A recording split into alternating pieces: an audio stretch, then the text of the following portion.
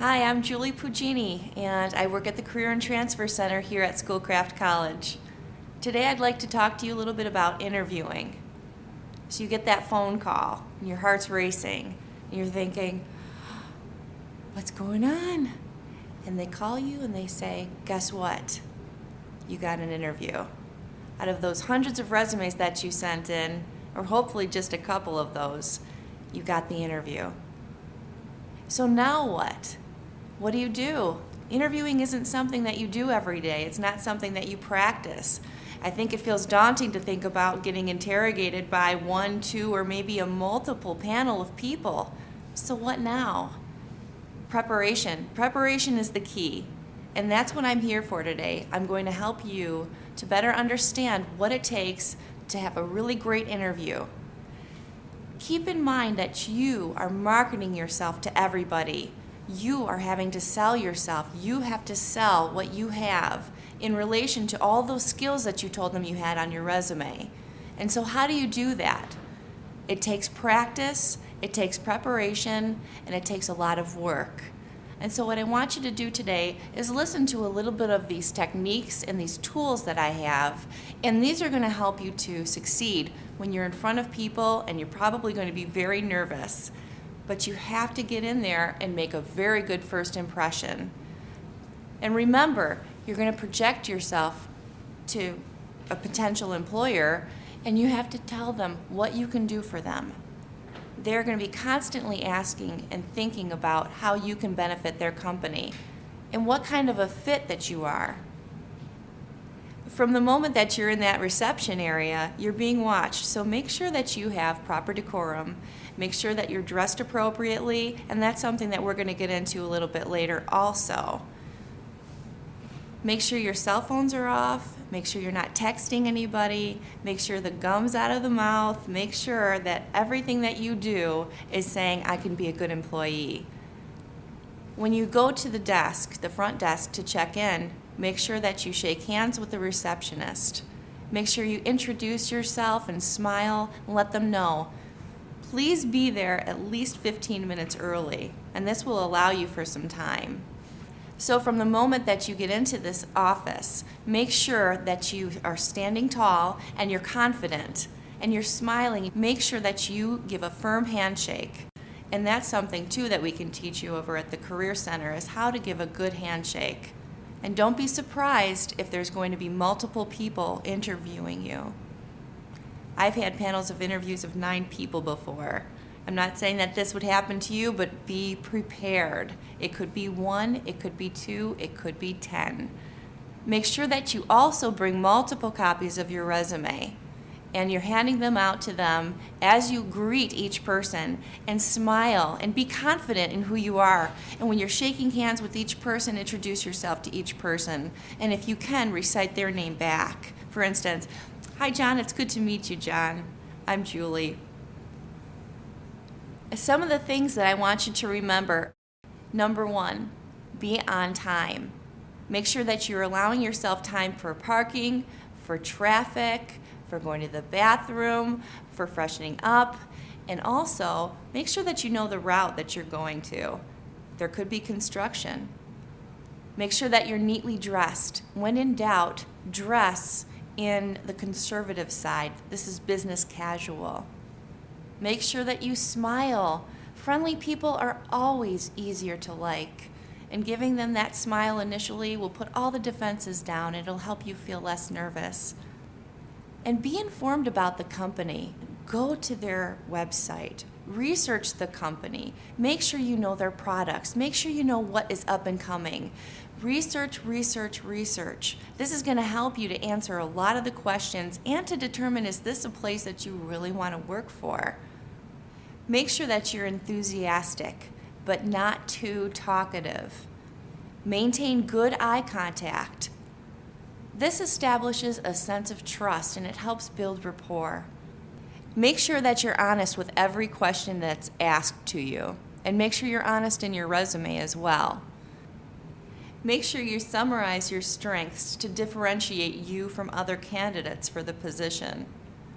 Always send a follow-up thank you email or a note as soon as you can. This is going to help the interviewer to understand your determination, your character, your thoughtfulness, and your conscientiousness. I also want you to remember that there are things not to do. When you go into an interview, make sure you're not leaning, make sure that you have good manners, that you're not too aggressive in your actions. Don't get too close to the interviewer. Leave a proximity of about 4 feet. And don't display nervous activity. Try not to do anything like hand washing or rubbing your hair or playing with your clothes or your watch or picking your nails. All of these things are going to show. And don't be dishonest about anything, including some of the dates of employment or what you have done. Don't be vague about accomplishments. Be very specific and be positive. Don't just give yes or no answers. These result in dull and boring interviews. Don't make a major issue about asking about salary, pension, vacation, benefits. Please don't even bring those up in an interview. Don't ramble on. Make your point and stop. And don't leave without understanding what happens after the interview. So now let's take a look at a typical interview. See if you can find the things that this person did incorrectly and correctly. Hello, Mrs. Freeman. Pleasure to meet you. Have a seat. Actually, it's pronounced Furman. Oh, I'm sorry. It's quite all right.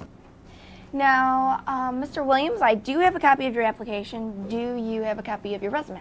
Yes, I do. Okay. Tell me about yourself. Well, I've worked in customer service for 3 years. I didn't really care for my previous supervisor, and that's why I'm looking for a new job. He was completely incompetent. I need better benefits because my wife is expecting another child. I see. Well, our company has been in customer service for over 30 years. We have 40 offices in 15 states. And you said that it says here on your resume that you've worked in customer service. So why don't you give me an example of how you've dealt with difficult customers in the past? Well, this one time a disgruntled customer called about a lost Christmas order. I tried to calm her down by listening to her concerns and working with her to track the order. I took her phone number and gave her my name and told her that I would get back to her shortly with some answers.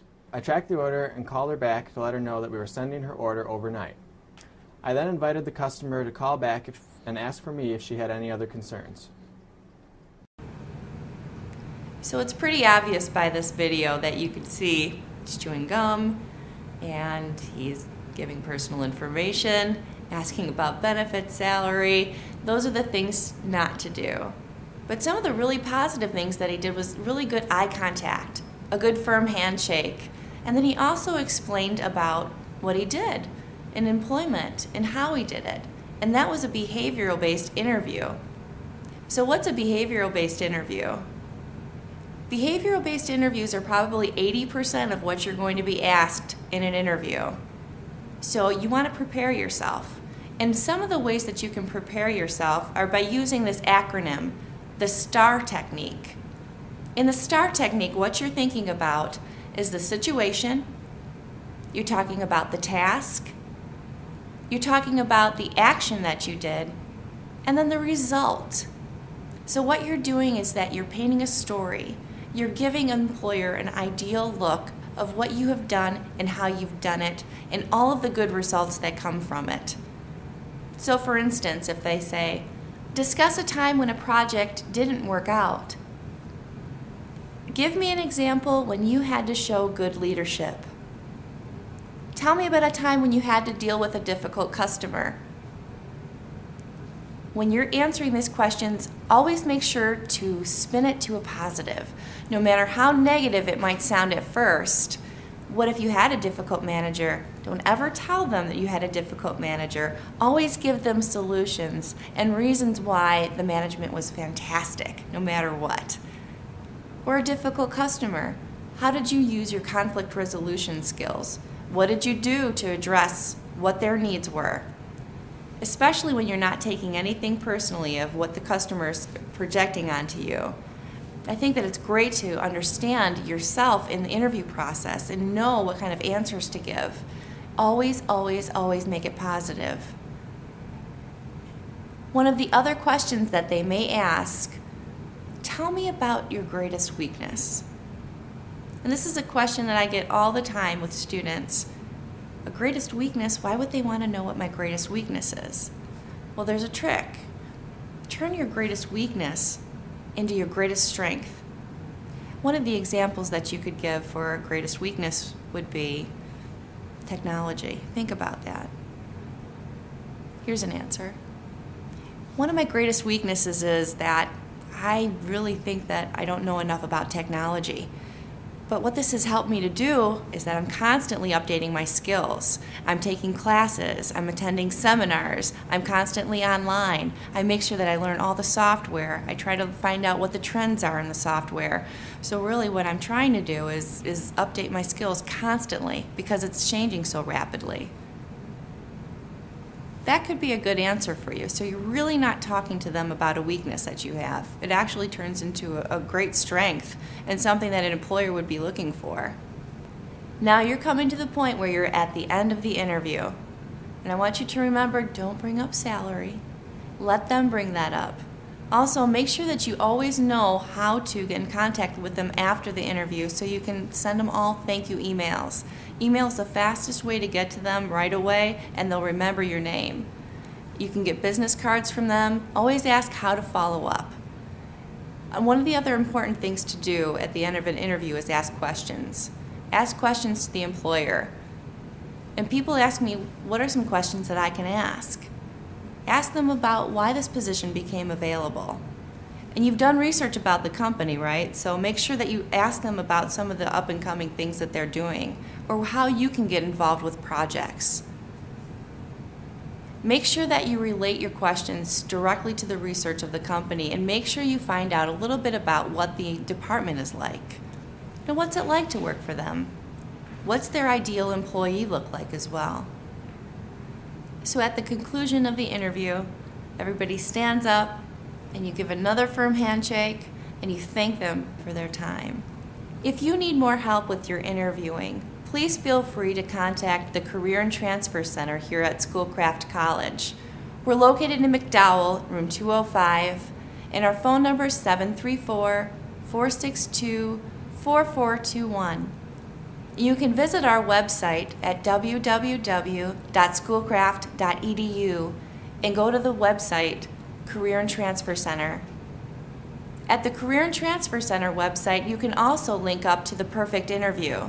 This is a great program that's going to help you with your interviewing skills.